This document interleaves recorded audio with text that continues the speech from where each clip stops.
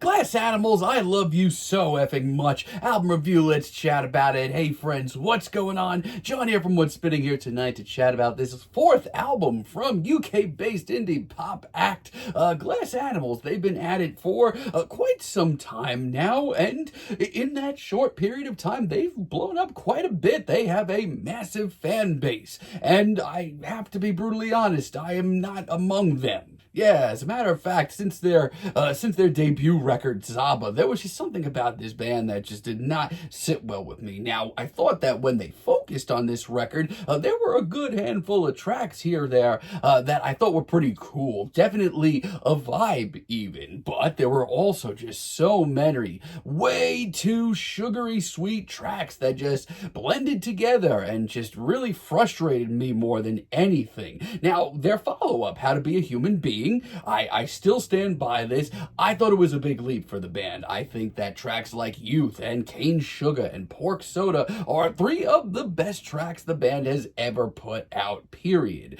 However, around this time, somehow, some way, a lot of people got this thought in their minds that Glass Animals were genuinely a left field and experimental and weird pop act, and I just don't buy it.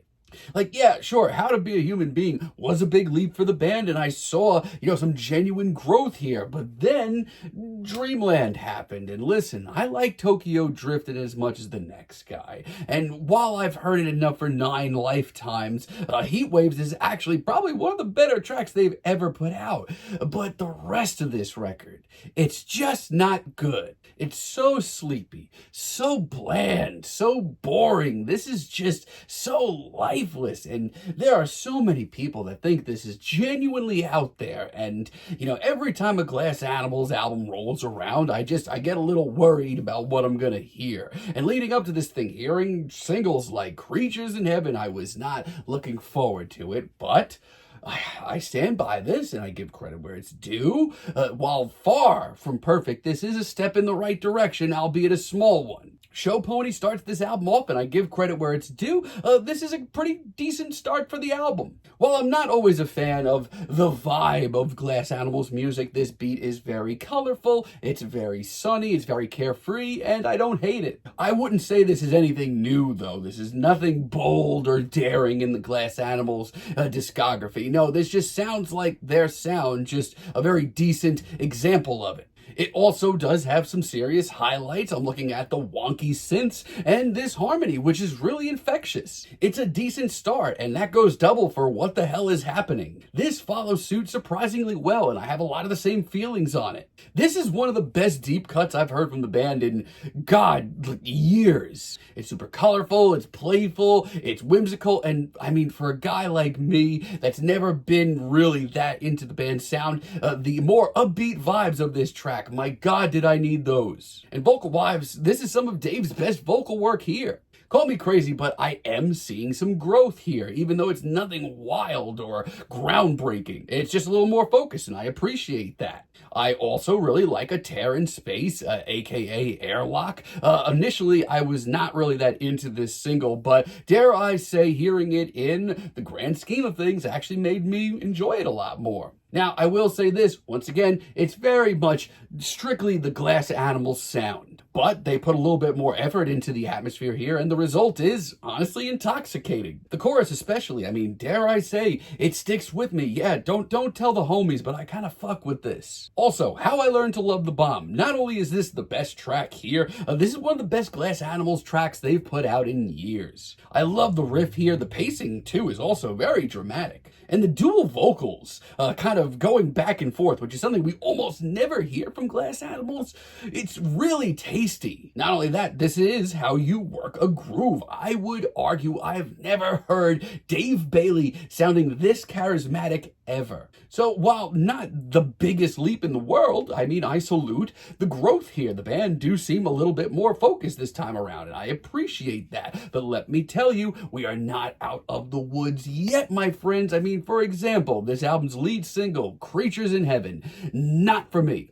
This is my worst nightmare. This is every cliche in the book that Glass Animals have been working with over the decade rolled into one. Also, on top of that, every cliche of modern alternative rock, and it is not good. As a matter of fact, I think it's the worst track here. It's a nightmare. Then we get Wonderful Nothing, and what colorful pile of trash did this crawl out of?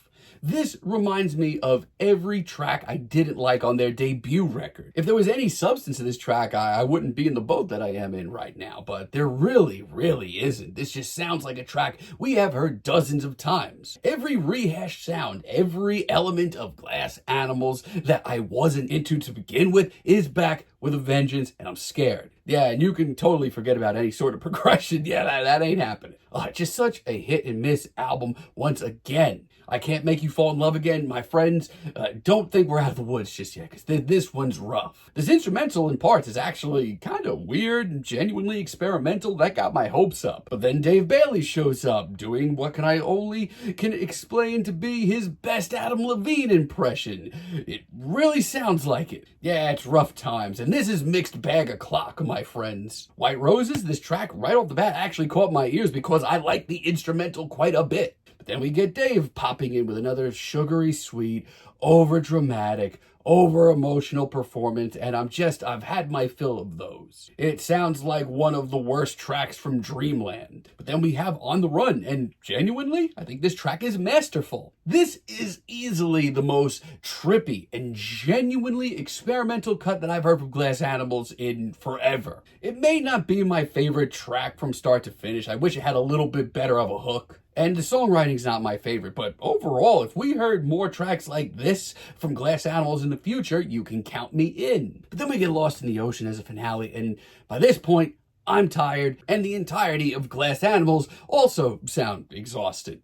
What a freaking phoned-in, ho-hum pile of crap, and it's really frustrating. There are some parts of this that are really great, like, God, the harmonies and the vocals in the final minute, which are really euphoric. But then I hear this godforsaken whistling, and it's just, I wish this was for me. I do salute the growth on this album, because Glass Animals did, really bunker down for this. They really did focus, and some of the tracks on here are genuinely weird. Hell, some of the tracks on here I really enjoyed, but overall, this is still not a band for me. When off, this isn't a vibe, this is a snooze fest. This isn't anything weird or groundbreaking or genuinely out there. It's just, a little boring, a little weird at times. Very middle of the road. Probably going to be one of their better records, though. I'm feeling a decent 5 on this album for now, but let me know what you all think down below. If you liked the video, be sure to give us a like, give us a subscribe, and let me know down below what you would like for me to chat about in the future. And until next time, have a great day, friends.